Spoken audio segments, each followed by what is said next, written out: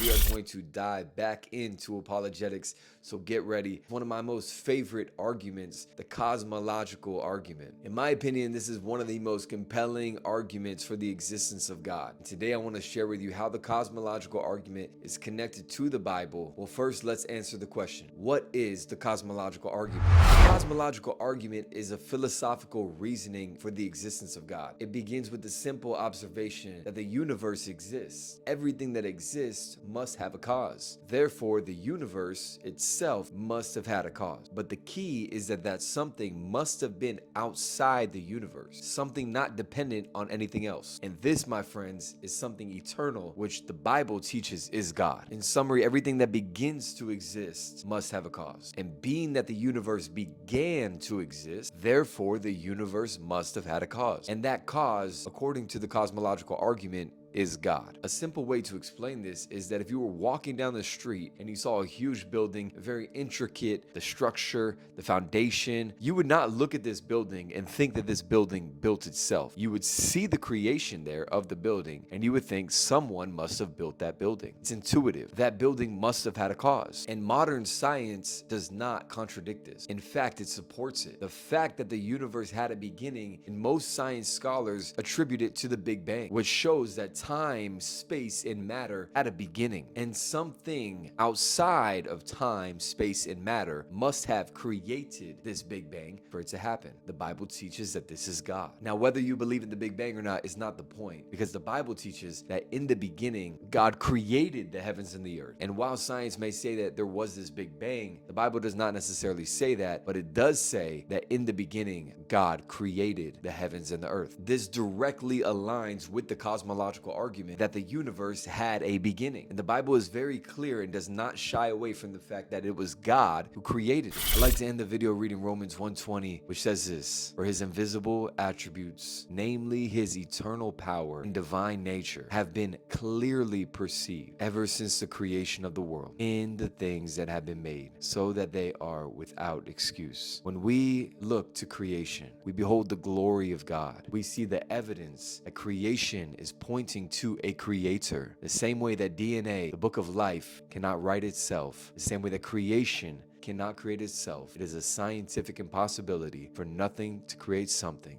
But God, being eternally divine and dwelling outside of time, space, and matter, can create the universe, which the universe itself had a beginning and is the uncaused cause, God himself. More to come. In Jesus' name, be blessed.